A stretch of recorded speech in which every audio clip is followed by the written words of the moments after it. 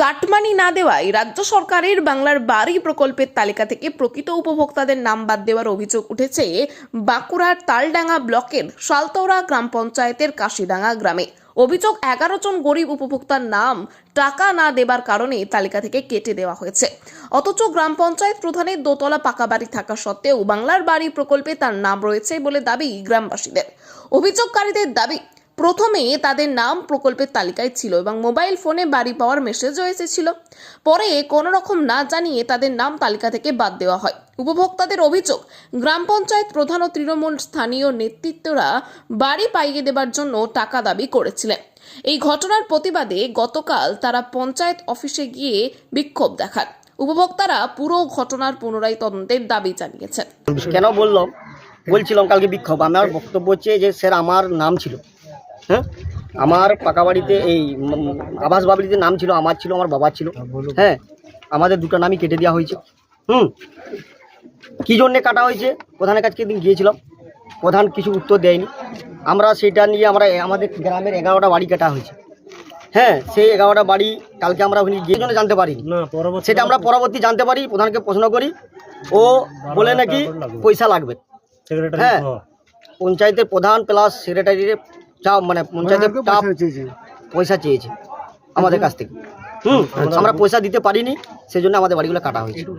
হ্যাঁ এটাই আমাদের বিক্ষোভ। আমরা যতদিন না এই বাড়ি পাবো আমাদের ততদিন আমাদের আন্দোলন চলবে। আমরা আরেকটা জিনিস, এই যে দেখুন, এই যে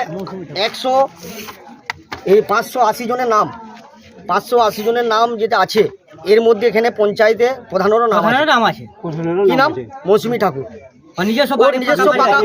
নিজস্ব পাকা বাড়ি আছে, তাহলে ও পাকা বাড়ি থাকতেও কি করে বাড়ি পায়?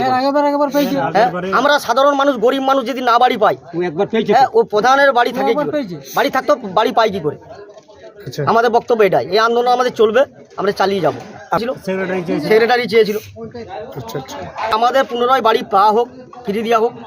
না যদি না পাই আমরা কিন্তু আরো আন্দোলন চালাবো। আমার অভিযোগ হচ্ছে, আমার বাবার বাড়ি এসেছিল, লিস্টে মেসেজও এসছে, বাড়ি এসেছিল, কিন্তু হঠাৎ করে জানায় যে গ্রামের নেতৃত্ব যারা আছে তারা বলছে যে বাবার বাড়িটা কেটে দেওয়া হয়েছে। আমরা প্রধানের কাছে যেয়ে দেখি যে সত্যি বাড়িটা কেটে দিয়েছে।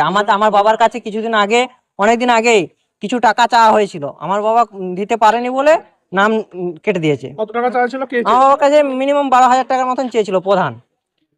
দেখুন, তৃণমূল পরিচালিত পঞ্চায়েত বোর্ড এবং তৃণমূলের প্রধান যিনি আছেন, তিনি সাধারণ খেটে খাওয়া মানুষ, যারা আবাস যোজনার বাড়িতেই ছিল, তো সেই বাড়িগুলো সাধারণ মানুষের কেটে দিয়ে যারা খেটে খায় তাদের নামগুলো কেটে দিয়েছে, এবং যাদের বাড়ি আছে তাদেরকে পুনরায় তাদেরকে ব্যবস্থা করেছে যারা মানে তারা যাতে বাড়ি পায়।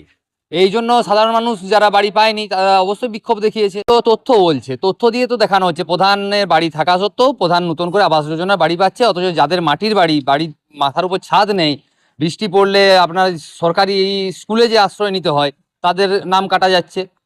এটা সম্পূর্ণ বিরোধীদের অপপ্রচার, এটা একদম সত্য না। তার কারণ হচ্ছে, অন্তর্ভুক্ত তালিকায় যে বেনিফিশিয়ারিদের নাম আছে তাদের আমাদের ব্লক থেকে সুপার চেকিং করার পরে ওনারা দেখেন যে সমস্ত ব্যক্তিরই পাকা বাড়ি আছে, তিনারাই বাদ দেন।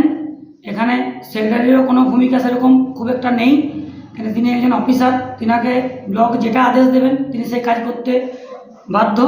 আর আমিও প্রধান হিসাবে এটা সম্পূর্ণ বিজেপির চক্রান্ত এবং ষড়যন্ত্র, এটা বদনাম করার জন্য। আর নতুন কিছু আমার বলার নেই, এটা সম্পূর্ণ আমার নামে অপপ্রচার। বাড়ি অবশ্যই এসেছে, আমার নামে বাড়ি, সেটা সরকার মনে করেছেন পাওয়ার যোগ্য, তাই উনি আমাকে দিয়েছেন, কিন্তু আমার কোনো বাড়ি নেই। আমি একটা কাঁচা বাড়ি, ভাড়া বাড়ি বাস করি। যদি কোনো সরকারি তরফ থেকে কেউ চান চেকিং করে দেখতে পারেন, কতলা বাড়ি আমার আছে। মানুষ দাবি করতেই পারে, মানুষ বদনাম করার জন্য অনেক কিছু করবে, সেটা সত্য বলতে প্রমাণ করতে হবে। আমি যে সত্যর পথে আছি সেটা আমি প্রমাণ দিতে রাজি আছি। ওনারা যা করছেন আমার কোনো আপত্তি নেই, একদম পাইনি।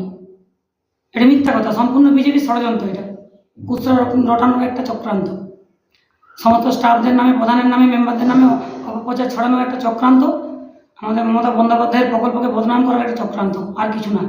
বাদ দেওয়া হয়েছে, এর পেছনে প্রথম কথা তো প্রধানের কোনো ভূমিকাই নেই। এটা সম্পূর্ণ ব্লক থেকে ভিডিওর নির্দেশ মাফিক সুপার চেকিংয়ের যিনাদেরকে পাঠিয়েছিলেন, যিনারা দায়িত্বে ছিলেন, তিনারা সুপার চেকিং করেছেন। সুপার চেকিংয়ে তিনারা দেখেছেন ওনাদের পাকা বাড়ি আছে, সেই কারণেই ওনাদের বাড়ি বাদ দেওয়া হয়েছে।